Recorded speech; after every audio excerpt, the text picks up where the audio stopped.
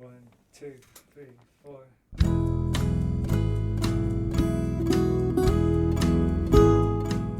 Hello, you're listening to the SKYLIT Books podcast series. We are a general interest independent bookstore located in the Los Feliz neighborhood of Los Angeles, California. This year, because of the coronavirus pandemic, we've had to close our store and cancel in-person events. But SKYLIT is your neighborhood bookstore, and we are finding ways to create community even while we're far apart. In the coming weeks, we'll be putting out lots of new audio content to help you discover new books, connect with authors, and check in with your favorite booksellers. To learn more about how you can help keep SKYLIT alive, please visit our website at skylitebooks.com or check out our social media accounts on Twitter and Instagram. You can subscribe to the podcast on Podbean, iTunes, and Spotify. Thank you for listening and enjoy.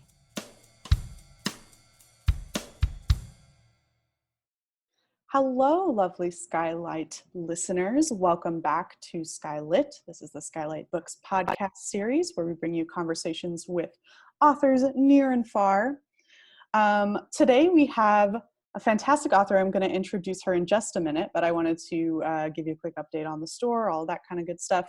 If you're not familiar with the sound of my voice, welcome to the podcast. You must be new here. My name is Maddie Gobbo.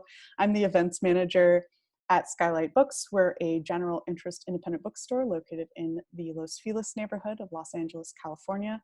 Right now we are still open for in-store shopping with a mask every day from 10 a.m. to 5 p.m. We also do curbside pickup and online orders. We'll ship you your books wherever they need to go. I know the mail is less reliable than it once was, but we will do our darndest to make sure you get those books that you need. Couple of other updates. We've got some really good stuff coming up on our September event schedule, which you can see on our website, www.skylitebooks.com/event. Or you can find us on Crowdcast. Our Crowdcast page is crowdcast.io/skylitebooks. Lots of good stuff there. It's all pretty much free. We're doing this all for you. So we hope you turn out and check out these great authors. I'm really excited. Especially next week, I think is quite action-packed. We're launching on Sunday the 13th, which you'll be hearing this podcast quite a bit later than that, but you can still watch the replay. I'm very excited for this book launch. It's going to be Fariha Rajine's debut novel, Like a Bird, coming out from Unnamed Press, and she's going to be in conversation with Tanais. I'm just such a huge fan, so I hope you guys check that one out, and lots more coming up. All right. So today we have on the podcast Sumbul Ali-Karamali. Sumbul is a Muslim American who grew up in California, answering questions on Islam ever since she can remember. After becoming a corporate lawyer, she earned an additional degree in Islamic law. She specializes in synthesizing academic material for general audiences and is the author of The Muslim Next Door and Growing Up Muslim. A popular speaker on topics related to Islam and Muslims, she hopes to promote intercultural understanding with her work, at least when she's not watching Star Trek reruns, listening to opera, or reluctantly whitewater rafting with her husband. Connect with Sumbul on her website at www.sumbulali-karamali.com. Her new book is called Demystifying Sharia, What It Is, How It Works, and Why It's Not Taking Over Our Country. Welcome to the podcast, Sumbul. Thank you so much. It's an honor to be here. Delighted to have you. Do you want to give our listeners just a little bit of context as to who you are and maybe what this book is about? Yeah, I would love to. So as you said, I grew up in Southern California, and I grew up at a time actually when there were very few Muslims around me. There were very few that I knew. My parents had to drive quite a ways to meet with any Muslim friends. And I was usually the first Muslim that my teachers and my friends had ever come across. And keep in mind, this was not the boonies or anything. This was an urban area, but it was the 70s, and there just weren't very many Muslims there at the time. So as you know, being the only one, I answered a lot of questions. And in elementary school, this really didn't come up very much because people don't talk about religion on the playground. But I'd go to a birthday party and there would be pepperoni pizza, and then I'd have to explain that I didn't eat pepperoni because it was pork, and I didn't eat pork because I was Muslim. And that's how it sort of came up.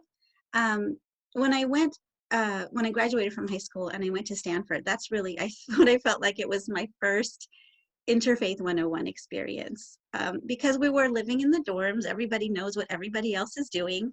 I was just like 6 inches away from my roommate, right? It was a very small room. So we were 6 inches away, and I kept thinking, well, how am I going to pray 5 times a day without my roommate noticing?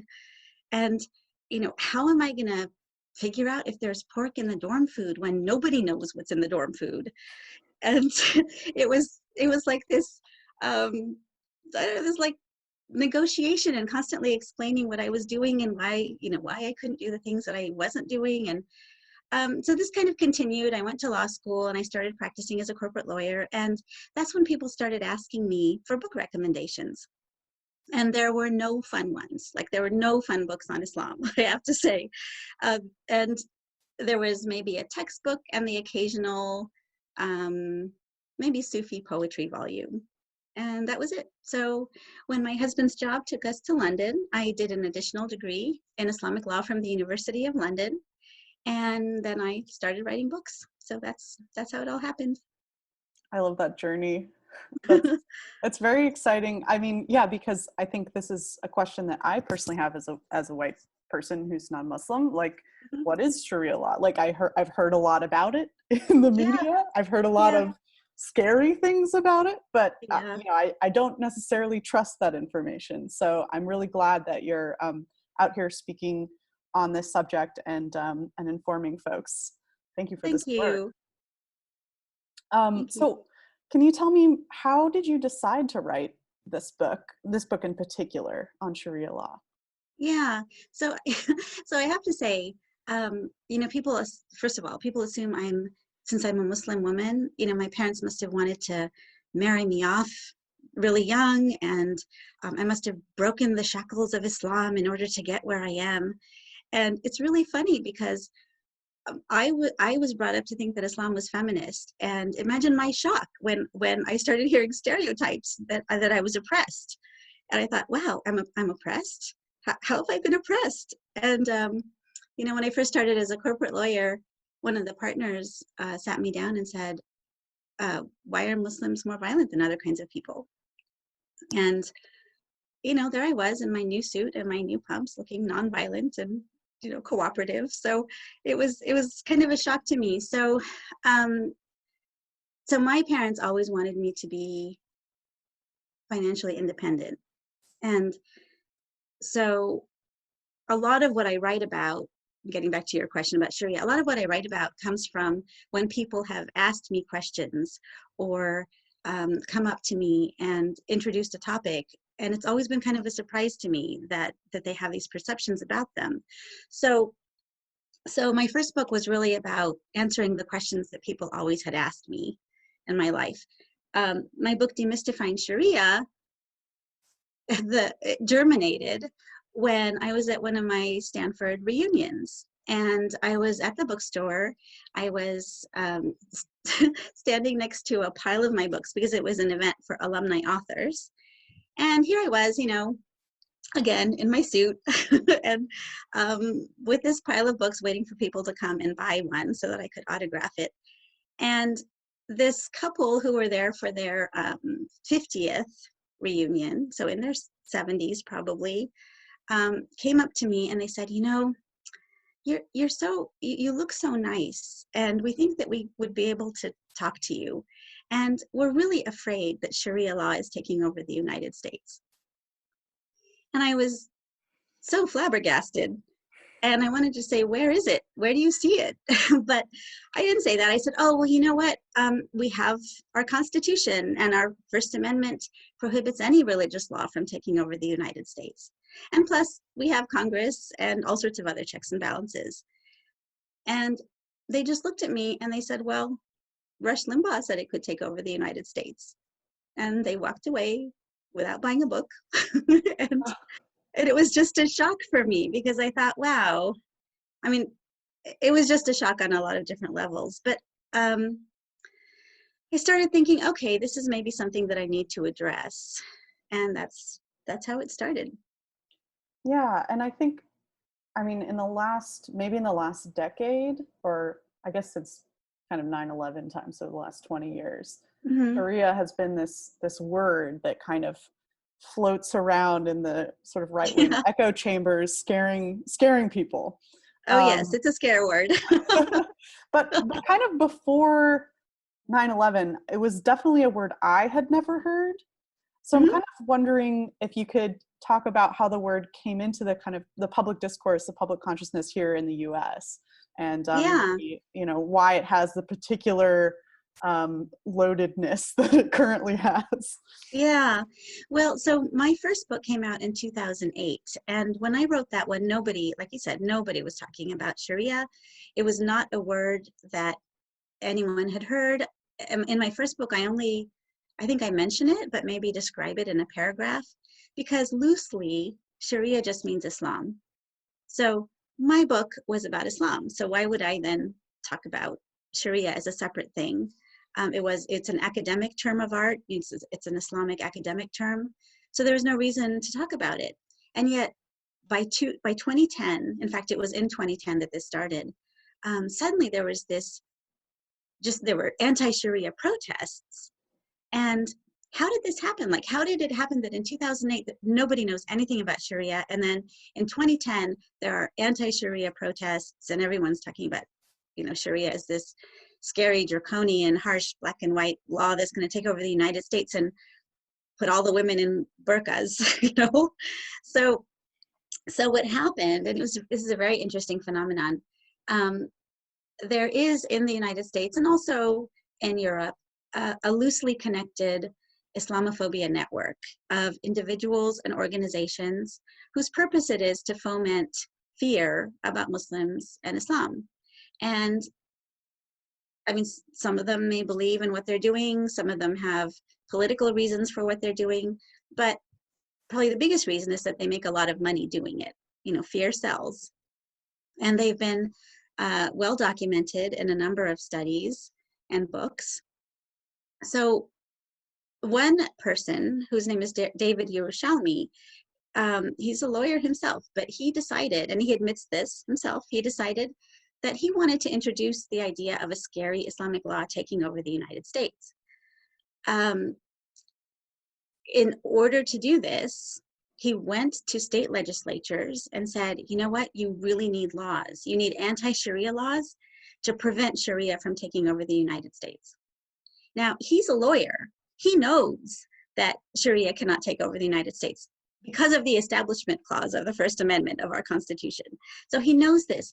But as he admits, his purpose was just to bring this idea out into the open. It was not particularly to stop Sharia. He knows that can't happen. It was to redefine Sharia as a scare word.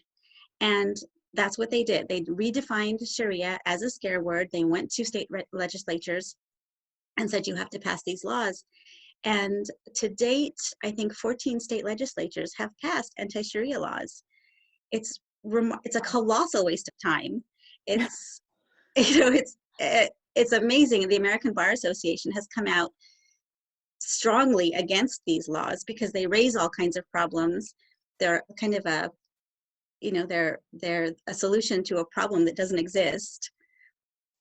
So, but his purpose was really achieved, which was to spread this idea that Sharia was a horrible, oppressive Islamic law that was out to take over the United States.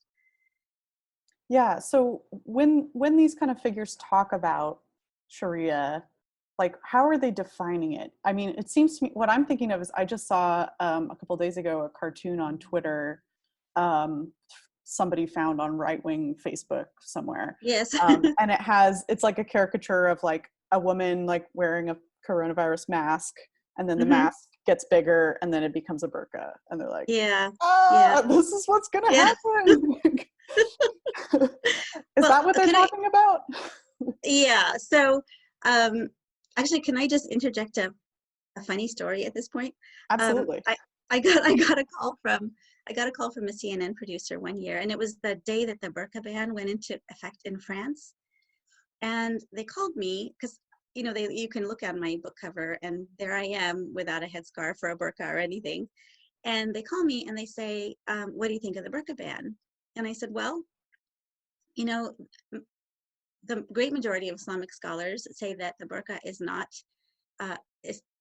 Islamic. It's not religiously mandated. It actually predates Islam from a time where everybody wore something over their face to keep the sand out in the desert. And it came to be associated with Islam, but it's the great majority of scholars say it's not required. Not all scholars even say that headscarves are required in Islam. So I told this to the producer, and I said, but, you know, I do think that if a woman wants to wear a burqa and she is, you know, cooperative when it comes to security and, you know, taking it off for security, then that's fine. And the CNN producer said, oh, well, we wanted someone who was in favor of the burqa ban. Thanks anyway. And so it was, so I thought, oh, okay, so you didn't want nuance, I guess. But that's kind of, anyway, that was just an aside. So yes, Sharia, it's those images that we always see in the media, right? Whenever there's a Muslim or somebody who's, or they're talking about Islam even, that's what they show. They show a woman in a burqa. And because it's visible, it's easy to identify. I mean, you could see me walking down the street and you would never know that I was Muslim unless I told you. So they want the visible picture. And so can I go ahead and define actually Sharia? Yes, please. So, okay. So the problem with the actual word Sharia is that it doesn't have a fixed meaning. It has several meanings. You know, sky has a fixed meaning, desk has a fixed meaning, but Sharia can mean a lot of different things. So literally, it means the path to the watering place. So of course, if you live in the desert and that's where your religion originates, you want to be on the path to the watering place, right? In religious terms, it means the righteous path, the path that you want to be on to be a good person, the path of God. That's what Sharia means. So that Muslims consider is divine. Now, for early Muslims, and this was the 7th century, the question arose of what exactly does that mean? Like, what do I have to do to be on the path of God?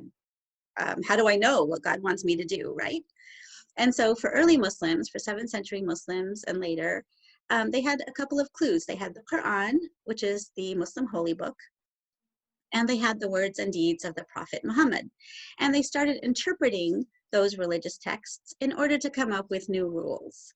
Because the Quran and, you know, the words of the Prophet, they don't cover all the rules, like, can I send my kid to the prom, or would that be a violation of my religion? So they started interpreting the religious texts in order to come up with new rules. And they filled tens and tens of thousands of books with this interpretive literature, which is called fiqh. So that is really where a lot of the rules of Islam are. But the thing to remember is that Sharia, as the path of God, doesn't change, right? Because it's God. But the fiqh, which is the interpretive writings on the religious texts, those can change. And so assuming that Muslims believe in and act according to medieval Islamic rules is like assuming that Christians follow 9th century Catholic canon law. You know, I mean, which would be pretty wacky. I mean, I would like to see that version of reality. Just a visit. I don't want to stay there. I just want to visit. No. So that's kind of the difference. Sharia also can refer to the legal tradition in Islam. So it can refer to the Quran and the words of the Prophet and all the interpretive writings all together. And that can also be called Sharia. So you can say, according to the Sharia, you know, Muslims have to pray 5 times a day, for example. The problem with that is that it doesn't separate into what is divine and unchangeable and what is changeable. So we always want to keep in mind that the religious rules of Islam, they've developed throughout the centuries. They have methodologies for change, but Sharia as the way of God does not change. So Muslims themselves, by the way, are confused about this. So it's really sometimes difficult because they assume that all the rules of religion are unchangeable because it's Sharia. Well, that's not true.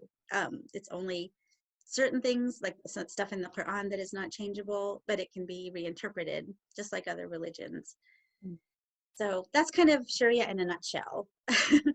And that's why, Maddie, that's why it can be, remember when I said sometimes I tell Muslims if they don't have an answer to what Sharia is, they can just say Sharia means Islam. So I really like that that way of thinking of Sharia as just being sort of inextricable from Islam in general, and being just as complex as Islam in general. But I know that it is used in very specific ways in recent days. We've been hearing it from some right-wing congressional candidates. And I know you wrote an op-ed about one of these candidates. Could you speak a little bit more about what they said and why it's so wrong? Oh, well, yeah, so Marjorie Taylor Greene has been quoted as saying that any Muslim who believes in Sharia should not be in government. And this actually, I have to be honest, made me laugh because Sharia loosely just means Islam, because Sharia can refer to the Quran and the words of the Prophet and the interpretive writings on the religious texts. And that is pretty much Islam. So you'd be hard put to find a Muslim who didn't believe in Sharia, because it's just Islam, and all Muslims have to believe in Islam because that's the definition. So it's it just reveals this really vast lack of understanding about what she's talking about. Yeah, and I think it's interesting that this particular Islamophobic rhetoric is coming from a female candidate. And often, these attacks on Islam that are focused on Sharia talk about the role of women in Islam. Yes. So, I mean, is it true, everything that they're saying? I mean, I know that it's not. I'm playing devil's advocate here, but like, what is the real sort of like gender relationship and gender dynamics within Islam, and specifically under Sharia? Like, how can we kind of correct this narrative of like, oh, all of the women are like these silent, cloaked figures that, yeah. Well, I mean, I have to just tell you, entire books have been written on women in Islam, so it's hard to do it justice in a couple of minutes. But I think the thing to remember, as I said, I grew up in Southern California. My parents' biggest goal for me was to be financially independent. I mean, they wanted me to be a doctor, because in their minds as Indian immigrants, the way to be financially independent was to be a doctor. And I'm the most squeamish person on earth, I have to tell you. Like, I wouldn't have made it past my first cadaver. So I went to law school instead, which was a grave disappointment to them. But people just assume that, oh, they must have wanted to marry me off. And or people have asked me if I was a child bride, for heaven's sake. And no, my parents never tried to marry me off. They wanted me to be a doctor. So there is this very weird disconnect between what Islam as a religion says and what people think of it. And there are reasons for this, which are complicated. But what I tell people is that, yes, there are some Muslim women who are in oppressed situations, but there are also women in lots of Asian countries who are in oppressed situations. And there are lots of Latin American women who are in oppressed situations. And the biggest factors for whether a woman is oppressed or not is poverty. There was just a study that came out affirming this, that religion plays very little, a very small part in the status of women. It is mostly a matter of poverty, access to resources, and some cultural norms. So when I tell people about Islam, I say, well, you know, if you want to think about Muslim women, why compare American women to Muslim women over there in some third world country?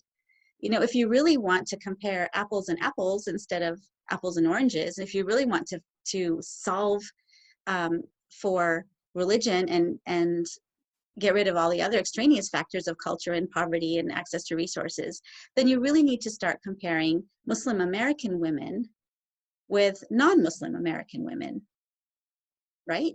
Mm-hmm. Because then you're just looking at the religion. And then what you find is that Muslim American women are the second most educated faith group in the United States, just after Jewish American women.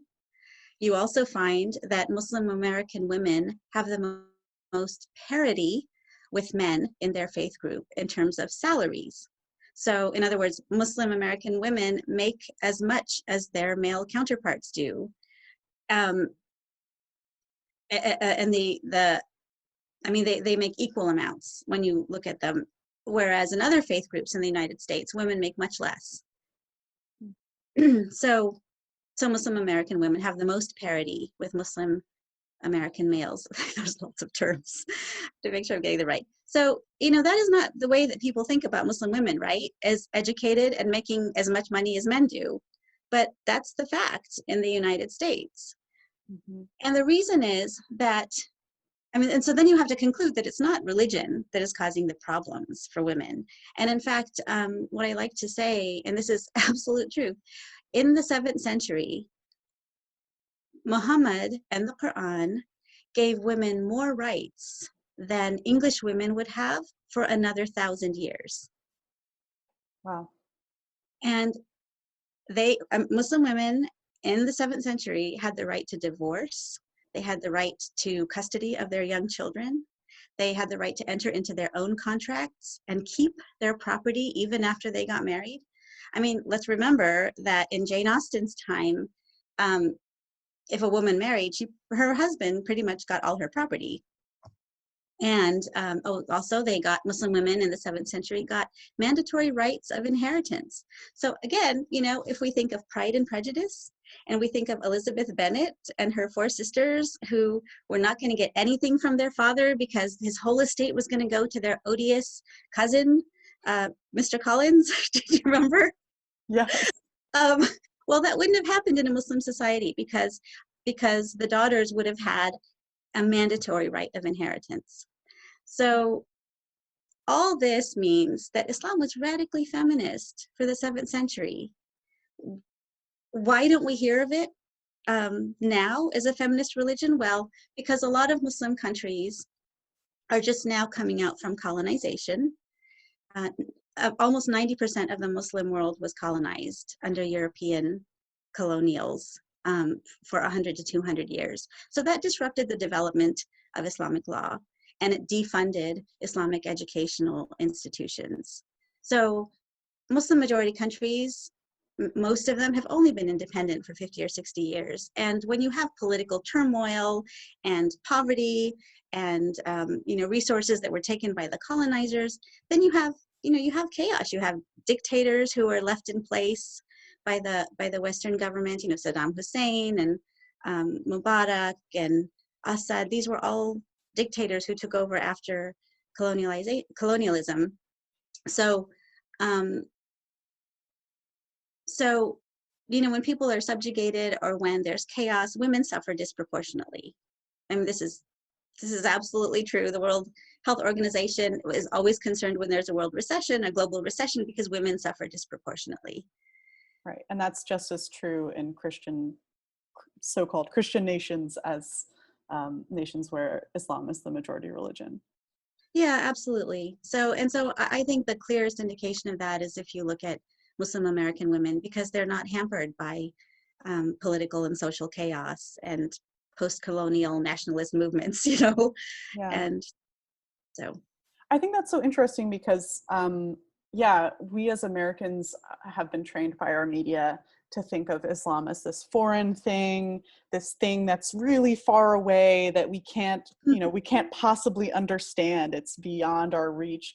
But actually, Islam is very much a part of our cultural fabric as well here in the US. Like it is like there are many Muslim Americans, but the way that the media covers Islam, you would not know. Absolutely. It's so true. In fact, I was speaking to a 6th grade classroom just about basics of Islam, and one 11-year-old raised his hand and he said, I thought Muslim women couldn't go anywhere without their husbands or their brothers or their fathers, and I thought they had to be all covered up, and I thought they couldn't drive. So how did you get here? And I said, my camel. But no, I did say, but you're thinking of Saudi Arabia. I think that's what you're thinking of. And you have to remember that the Saudis are only 2% of the Muslim population in the world. So, and Iran is the next country that people always think of when they think of Muslims, but Iranians are only 4% of the world Muslim population. Over half the Muslims in the world live in Asia. So just 4 countries, so India, Pakistan, Bangladesh, and Indonesia account for over half the Muslims in the world. And we don't hear of those countries as being so fundamentalist, and because they're not. So I think that's, it's definitely media that propels the images that we have. Certainly people assume that because I'm Muslim, I must be foreign. It's always kind of a shock to me because sometimes I think of myself as white because I grew up in a white neighborhood, but white American certainly. So, but to your point, definitely Muslims have been in this country for a long time. In fact, up to 30% of African slaves brought to this country were Muslim, and they were not necessarily able to keep their religion. They were converted to Christianity, or they were just not able to convert, not able to keep their religion, but up to 30%. It's not clear exactly how many. An interesting fact that's been documented is that blues music, I don't know if you're a fan of blues, Maddie? Yeah, definitely. Yeah, okay. So blues music has as one of its originating factors the chanting of the Quran. So there's a good argument that African slaves who were brought to this country, couldn't maybe pray 5 times a day, but they could chant the Quran. And Quranic chanting eventually sort of morphed into blues music. And if you kind of take early slave songs and Quranic chanting and blues music, and you kind of, I've heard it on the radio where they've actually superimposed one over the other, and they're extremely similar. Wow. So, yeah. So Islam is an American religion. Yeah, it's part of our DNA too. Yeah. Yeah, I think trying to resist that totalizing impulse is important for us as non-Muslim Americans. We have this desire to make everything neat and tidy, but we come from this country that's whole kind of founding principle is that all different kinds of people are like messed up together here, for good and for bad. Yes. And diversity is messy. Right. And people are messy. People are messy. Mm-hmm. Religion is messy. Everything is complex. We need to take the time to unpack all of this. So thank you for doing that in your book, and thank you for your very articulate and clear and fun and funny discussion of this. I appreciate it so much. Thank you. Well, you were Thank you. Do you want to close us out with a short reading from the book? I hear there's some Star Trek references, and I would love to hear those. Well, I have to tell you, when I never went to a Star Trek convention. I just have to make that really clear. But when I was writing my first book, I was really, really surprised to see how many Star Trek examples kept slipping into my brain when I was writing a book on Muslims. And in a way it makes sense, because Star Trek was about aspiring to be better and universal values and shared humanity. And that's what I write about, but in an Islamic context. I write about shared humanity and universal values. So it all makes sense, but it is kind of unexpected. I love So it. I thought I would just read from the introduction a little bit. Great. So so this is the introduction from my book Demystifying Sharia. Upon completing the first draft of this book, which I had provisionally entitled Sharia in America, I realized that almost none of it had to do with Sharia in America. That's because there isn't any. Not taking over our country anyway. I laughed, envisioning a book called Sharia in America filled with blank pages. Islam is difficult to write about in my country, that's the United States, because we are none of us here, not even Muslim Americans, completely unconditioned by the negative stereotypes so normalized in our culture, educational system, news media, and entertainment industry. Any positive discussion of Islam is dismissed as propaganda. I often ruminate on how Muslims are perceived to be aliens from Star Trek's evil parallel universe, the mirror universe, where mass murder, despotism, and conquest are the norm, as opposed to the real non-Muslim universe, which we rosily view as valuing peace and cooperation. Although it's not true that Muslims come from the mirror universe, in case you were wondering, so many loathsome misconceptions adhere to us that I cannot adequately explain Sharia without also unwinding stereotypes, eliminating presumptions, and providing historical background for current events. Human psychology periodically obstructs these explanations because we all prefer comfortable information that bathes us in approbation and absolves us of transgression. I would love to believe that when my husband and I argue, it is always 100% his fault. No one likes acknowledging responsibility, but a discussion of Islam in the world today is not possible without explaining the colonialist role of European and American powers in Islamic history. In defending Islam against stereotypes and countering negativity with positive examples, never do I intend to give the erroneous impression that I'm declaring my religion to be better than another. Never is proselytizing my purpose. If spiritual and moral perfection, God, if you wish, resides at the top of a mountain, then I believe many paths lead there, meandering variously up the sides. As the Quran says, to me my religion, to you yours. Of course, I'm writing as a Muslim American and not, say, a Muslim Indonesian or Jordanian. As such, I'm as much a cultural product of my environment as anyone. A Christian Ugandan might practice a markedly different interpretation of Christianity than a Christian American. My culture and my diverse, wonderfully multicultural American environment, in which I am fed and clothed and housed, influences the interpretations of Islam I choose. But I am no less authentically Muslim for being American. One of my father's closest friends was Jewish. He read my first book on Islam, The Muslim Next Door, with tremendous interest, delighting particularly in the stories of my father as a new immigrant. When I despairingly felt as though I were chipping away with a teaspoon at a great granite wall of misconceptions about Islam and Muslims, he told me, when I was a kid, they said that Jews drank the blood of Christian babies. You just have to keep fighting those stereotypes. This book is a defense against the stereotypes, and I hope a relatable discussion of Sharia. The information herein isn't my personal opinion, it's academically reliable, based on established scholarship and facts. And defending against stereotypes doesn't mean I'm arguing that Muslims are perfect. We're just not the ogres of the modern world. It's always easy to buy into vilification of minority groups. On the Starship Enterprise, after a Starfleet admiral persecutes an innocent person solely because he is fractionally Romulan, Captain Picard converses with his chastened security officer, who has finally realized that his wholehearted embrace of the admiral's tactics, shown to be bigotry and McCarthyism, was misplaced. At least it's over, says Worf, shamefaced.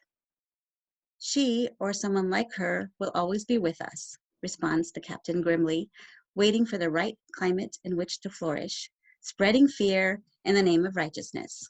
Vigilance, Mr. Worf. That is the price we have to continually pay. Let us be vigilant, learning about Islam as Muslims understand it, not as the anti-Muslim propagandists deform and twist it, will deflate the sails of those spreading fear and open new avenues for intercultural and interreligious understanding. That's what Captain Picard was fighting for, the evaluation of everyone for their integrity, not their religion or ethnicity or cultural background. Thank you for being on board. Thank you so much for that reading. And I love just getting to spend a brief moment pretending that we're all aboard the Starship Enterprise. It was wonderful to talk to you, and thank you so much for having me. Thank you, Sumbul. All right, so that is it for us today. Thank you all for listening. We so appreciate your ears, your attention, your concentration. So thank you. We hope to catch you in the next SKYLIT episode coming soon. I'm Maddie Gobbo, signing off. Thank you for listening to the Skylight Books podcast series. Please don't forget to visit our website at skylightbooks.com and make sure to follow us on Twitter and Instagram. Also, don't forget to subscribe to this podcast for more author talks and bookseller conversations. You can find us on Podbean, iTunes, and Spotify. Stay safe and healthy, and we hope to see you back in our store soon.